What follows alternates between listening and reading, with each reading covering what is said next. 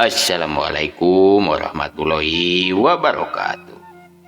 Wilujeng tepang dangu deui para wargi sareng pribados Kang Nacep dina channel Nacep Tilujes. Kumaha para wargi dalarama atuh mugi nya sadayana sing aya dina kasehatan lahir sinareng batin. Amin amin ya Allah ya Rabbal. Oke pan kitu deui atuh urang silih doakeun jeung papada batur urang kakarabat urang sahabat tetanggi urang nya wargi urang sepuh urang sadayana urang doakeun mugi sadayana sing aya dina kasehatan lahirna sinareng batin. Amin amin ya Allah.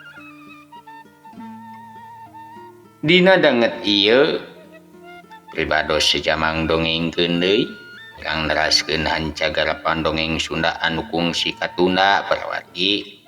Naon atuh cenah jijil cariosna? Nyaeta si Onyel. Si Onyel nya duh hapunten pisan.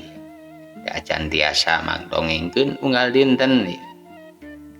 Nanging barendene kitu mugi ya henteu ngalunturkeun kadeuteuh kageget para wargi sadayana kana seni dongeng Sunda. Alhamdulillahnya dina zaman kiwari teteh lah sanaos cek paribasa nama zaman geus maju pisan ge seni mah geuning teu kapopohokeun alhamdulillah. Sate acan di kawitan pribados nada bantosanana nya kanggo di-subscribe, kanggo di-like, komen sareng di-share. Atuh sagedengeun teh eta oge pribados teh nyuhunkeun bantosanana nya TikTok na Kang Nacep oge nyuhunkeun di follow nya insyaallah papayuna urang upload oge di dinya nya. Ari tiiseun para wargi jiga di lemurna Eyang Nurjati alah eta TikTok teh majeng-majeng katami di jarang upload. Atuh supados teh nyonggolong teuing kana waktos mangaitna kana wanci urang teraskeun ya kumaha cenah lampahan si Onyel. Wilujeng ngadangukeun.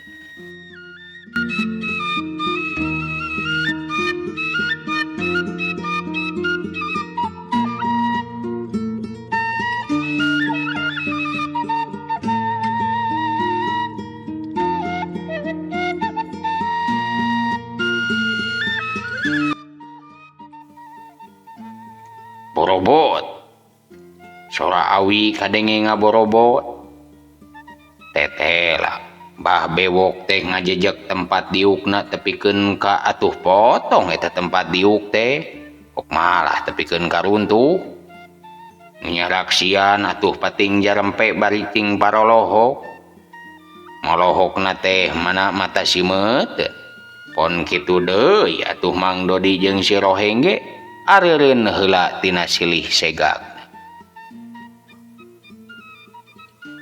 Dengekeun gosok kabeh nu aya di dieu ieu. Dewek ka dieu dedek hiburan euy. Lamun sakira sari lagi ngarasa jako dek agul ku bangabisa. Kop sahabai ku dewek dik diaduan pon kitu deui si laing Roheng cek pah bewok bari nunyuk ka baturna ok deui atuh kadenge nuluykeun deui caritana ngan lamun nu datang ka dieu dek ngadon hiburan tang tuda sabamagsudan jeung dewek tah Iya dah hayam dewek sirang ge ngaranna euy. Dewek boga duit 40 bengol. Sok, sari laing kabeh arudunan kainya. Aduan dah hayam dewek sok. Kitu cenah susumbaran Abah bewok dina waktu harita.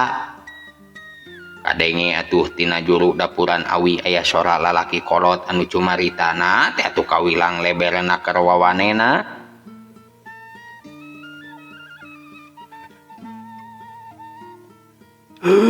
sok yang jeung dewek dah hayam kampung atuh eta mah. Cek eta sora lalaki kolot kabah bewok. Ari kituna mah maklum atuh manehna teh salah sahiji kolot anu baheula nama ngaranna Kungsi Kawentar di golongan kajawaraan, utamana manehna mah di golongan jawara hitam. Eta jalma teh taya lian ti Ki Elod, awakna rangkung bari kayaan geus sakitu bongkokna teu waleh we ari kana ngadu hayam atuh tara eureun. Sok sana jan kudu mapai tempat pindah daerah ngan saukur hayang ngadukeun hayam kojona. Lamun nanyak cek paribasana kunang itu poe kunang damar teh dijugjug we ku manehna mah. Bari nyeleungkeun atuh eta Ki Elod teh maju ka tengah pakalangan, manehna ngecageun hayamna nu warnana teh hideung lestreng. Pok deui kadenge cumarita. Wani deu kasih keling hayam dewek. Mun sadengah hate bawa deui balik jang.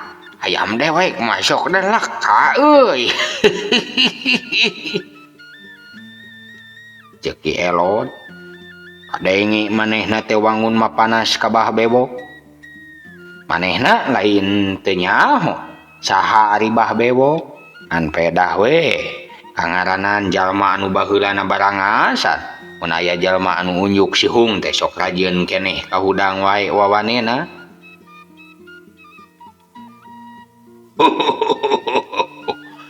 Doh ndingan aya kanun ilahi ngerenggeh.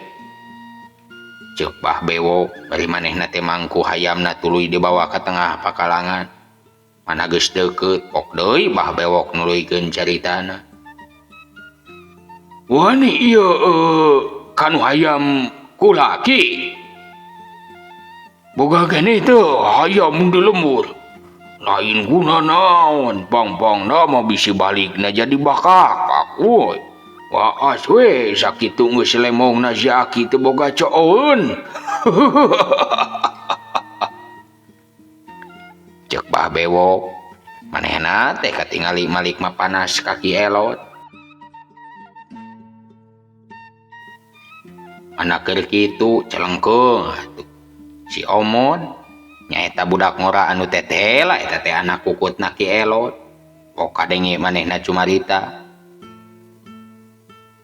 Geus sok-sok atuh dek ngadu tong pada loba omong lah. Sok we jadi mun jadi mun teu tulus.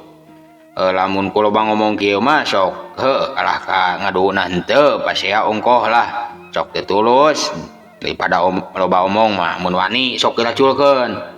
Eta hayam Bapak Uing mah tah tingali geus diculkeun tah.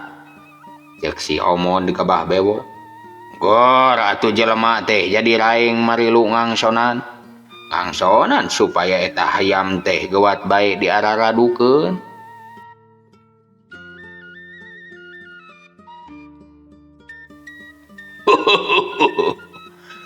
Tenang jelu.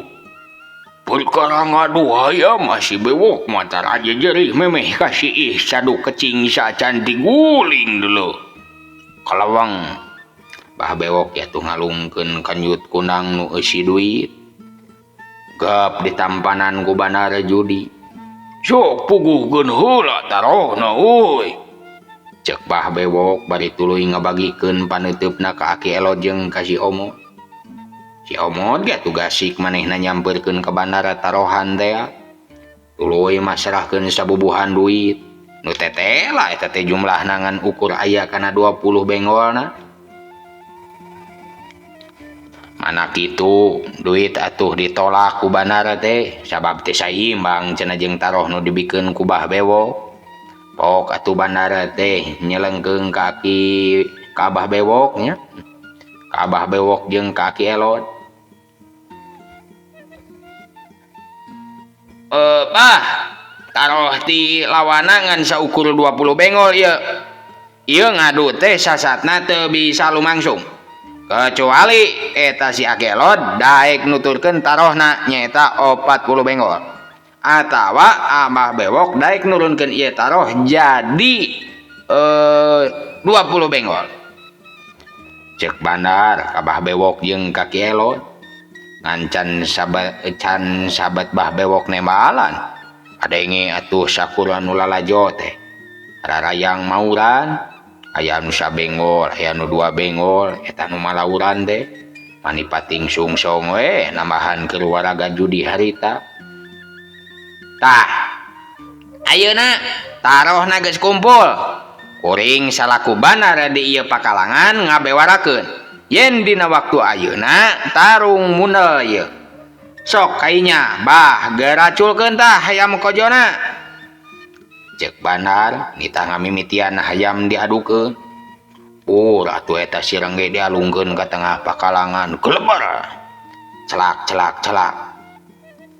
hayam napak kana taneuh teh langsung we kikiplik hayam kadenge tuluy kongkorongok meunang meureun kana sajongjonan mah sireng ge jeung si Keling teh atuh pating balegener bari padenger-denger sora kongkorongokna nah eta mamangsa si Keling de kongkorongok pisan sakilat atuh digabrug ku sireng ge sora kongkorongok si Keling teh jadi kendat malah sorana teh asa jiga hayam kacekek sagala kadenge atuh pating berebetna sora jangjang berebe sora jangjang hayam pating berebet mangsa silih bintih kanu jadi lawana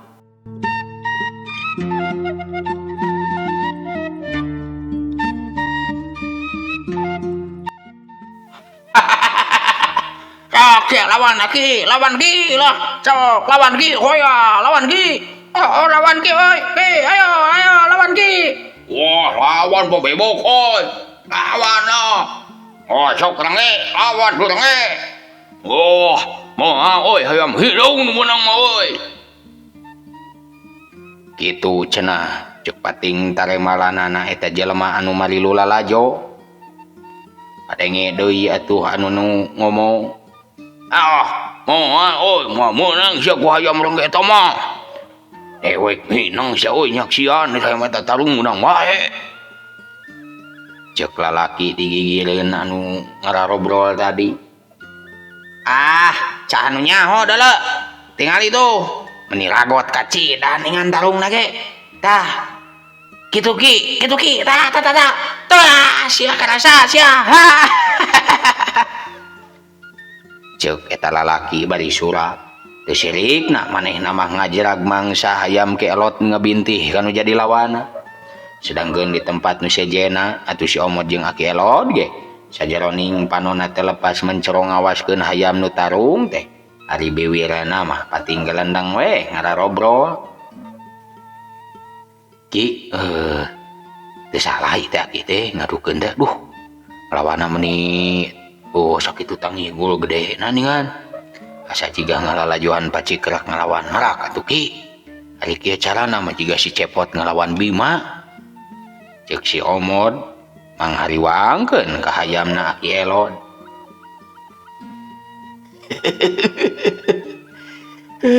cinge si laing wajang cicing wangar di laing wadeuleu pokoknya walalajoan dah ayo sia Keling dah awas halik aduh dah kitu balas binti sakitu mah kana ti kotok oge moal gepeng Keling komode kana botang kurak si laing sok balas udang komode dah ku si laing dah so dia gitu kayaknya euy cek Ki Elod nyumangetan kana hayamna tir poho kana kakolotanana eta Ki Elod teh mangsa keur ngadu hayam mani pokona mah jingkrak kacida keprok tutunyuk malah rajen sok cingkrak mun mangsa si Keling keur unggul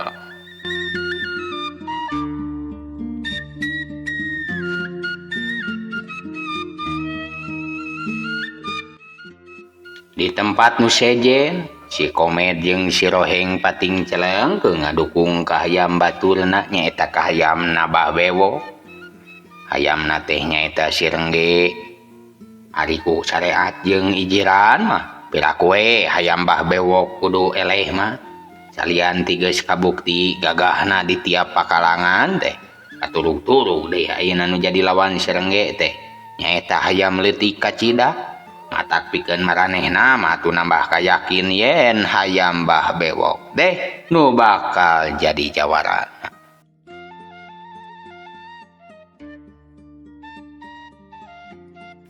Ragotna eta tarung dua sakadang hayam di tengah pakalangan teh iuyah-uyah ku sabubuhan jalma anu keur milu lalajo jeung tumpangan silih bintihna hayam nu sakitu ragotna silih elehkeun teu silikna pada hayang mateni anu jadi lawan sakapeung hayam Mbah Ewok anu unggul sakapeung deui atuh hayam Ki Elod anu unggul kitu jeung kitu ramena eta tarung.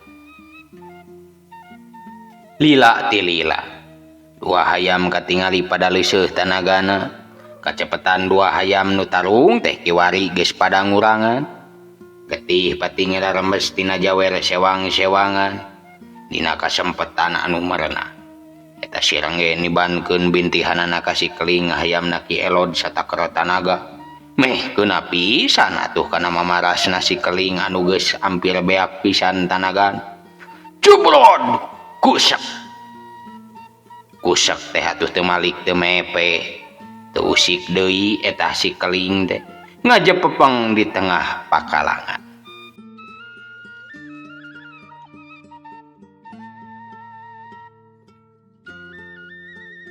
Gor atuh sora anu lalajo teh beuki ear antara sora anu hanjaka kana elehna hayam Ki Elod awor jeung sora anu surak bunga alatan menangna hayam Mbah Bewok seleungkreu si Komed maju ka pakalangan tuluy mawa hayamna Mbah Bewok anu geus mampu mateni si keling sedengkeun bangkena si keling harita dirawu ku si Omod anu tetela manehna nyaah pisan ka eta hayam.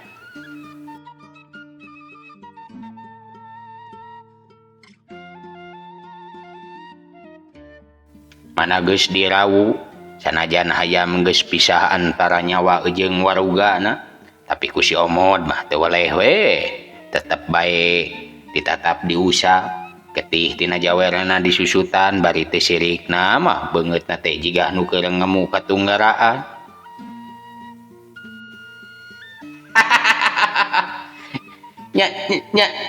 nya modarnya kuku hayam ieu mah jong ka itulah samaraan bangkena jang euy cek si Komed mu puas ka si Omod dasar keur suasana prihatin si Omod nu sok malah mah geus deukeut nepi ka sisi pakalangan teh dumadakan ngacorelat deui muru ka tengah pakalangan nu dek ngajugjug anu mu puas kaayaan si keling pae.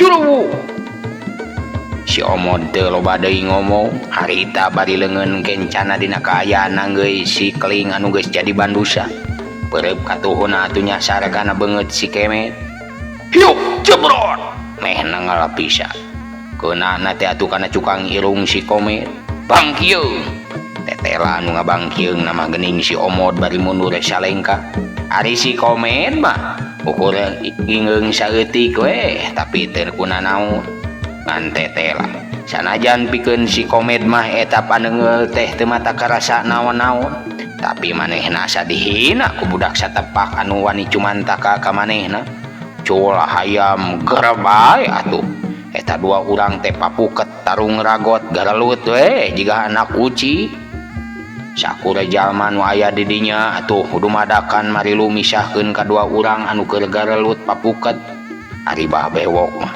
kalahnya kakak seuri nya kakak seuri we nempo kajadian kitu teh bari pok ngomong ka si Rohing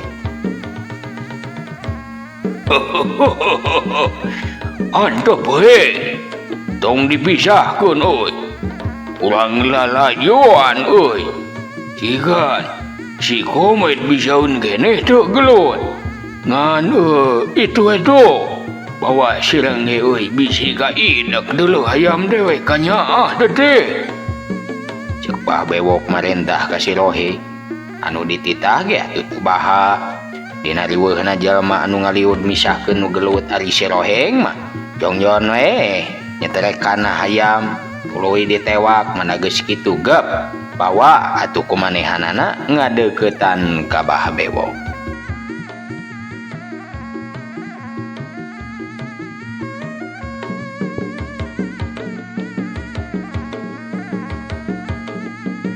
Kacaturkeun eta si Omod jeung si Komed anu garelut terago teh lah hese pisan dipisahkeunana sok malah ayeuna mah beungeut si Omod teh katingali ngucur getih tina irung teuing dikumaha tah ku si Komed ngan selungkru bae atuh ki Elod ayeuna mah manehanana ge maju milu misahkeun gep punduk si Omod dicekal tuluy kiriwil bangun nu hampang we eta si Omod digiwing tuluy dipangpengkeun ka sisi kedebut si Omod atuh mangpeng labuh ka sisi sedengkeun si Komed harita manehanana teh masih keneh can puas amarahna sarentang doi ngudag ka si Omod anu keur ngajeng jehe balas dialungkeun ku Ki Elod sapubuhan jalma anu nyeklan si Komed atuh pating jarengkang teu sanggup nahan tanaga anu sakitu rosana ngan pas ngaliwat kahareupeun Ki Elod hiuk bae atuh ku Ki Elod eta si Komed teh ditampiling meh pisan keuna kana bibi kencana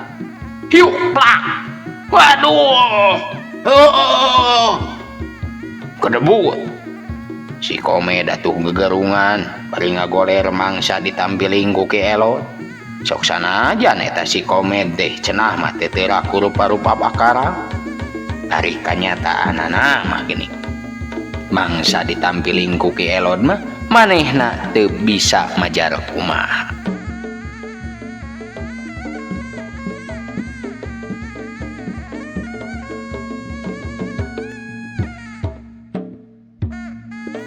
gep Ki Elod mawa bangke si Keling tuluy leos nyampeurkeun ka si Omod anu keur ngajeng jehe di sisi teu wani nyampeurkeun deui si Omod teh sabab aya Ki Elod di tengah pakalanganana ayo balik jang geurakeun sia ceuk Ki Elod bari tuluy ngajak balik ka si Omod atuh bareng jeung leosna Ki Elod katud si Omod si Roheng katingali manehanana teh dek rikat ngudag ngan ku Bah Bewok kaburu dicaram leungeun si Roheng teh kaburu dijewang ku Bah Bewok tong diudag tong ayeuna goneng tuh si Komed ngerakeun ditampiling ku agi-agi alatan eta gelut bieu leuh na meni kuat kau gagahuran kitu deuleu teu pira ku aki-aki ning ceuk Bah Bewok bari katingali beungeutna teh nu madakan beureuh manehna ge lain teu ambek sabenerna mah ka Ki Elod teh tapi manehna ge teu gagabah ngayakeun tindakan sabab teh lah eta aki-aki teh sing horeng lain jalma jore-jore pan puguh si Komed teh sasatna mah geus tungtas tina ngulik ilmu batara karangna tapi ku eta aki-aki mah sakali nampili bet bisa rubuh tepikeun ka gagawuran Bah Bewok katut si Komed anu digoneng ku si Roheng atuh harita ge balik ninggalkeun eta pakalangan sok malah hayam si Roheng anu tadi pacundang mah dibikeun we ka banar judi hitung-hitung muruhan mangsa eta banar nyampeurkeun ka Bah Bewok bari mikeun pamunang ngadu teh sedangkeun ari nu ngararadu mah atuh geura deui we nuluykeun ka resepna teu kacaturkeun lila di jalana mangsa Bah Bewok jeung dua urang baturna geus nepi ka imah pus hayamna diampihkeun kana kandang anu dijieun tina tihang jati nu sakitu agrengna hari si Komed mah harita ku si Roheng tuluy dibawa abus ka jero imah bari didiukeun dina amparan sama ari si laing nanaonan atuh make jeung ribut sagala aing ceuk si Roheng ka si Komed cucungah teuing kumawani nonyok kana irung dewek euy Heeh, tapi medok sia mah gelut ge. Teu rumah saya eleh aing mah. Dagoan isuk pageto dibales ku aing tah. Cek si Komet bari leungeun kencan anang geui pipi nu tadi ditampiling ku ge elot. Atuh mana keur kitu. Rojol bae waktosna nu seep euleuh nya. Tos lami teu ngadongeng. Sakali ngadongeng teh geuning teu lami para wargi. Aduh nya hapunten nya, punten pisan. Mugia wargi sadayana teu kirang-kirang hapunten ka pribados. Rendene kitu pribados nyuhunkeun bantosanana. Kanggo di like, komen, sareng di subscribe nya. Tong hilap subscribe. Sagedengeun teh eta oge pribados teh nada dihapunten tina samudaya kaluputan kalepatan pribados bilih aya langkung saur bahe carek ti caletot omong ti soledatna basa atuh tina katetiasaan sareng kekirangan pribados mugia wargi sadayana kersa ngahapunten kalayan tiasa ngamaaf sakitu bae anu tiasa kasangakeun. Wassalamualaikum warahmatullahi wabarakatuh. Urang teraskeun minggon payun.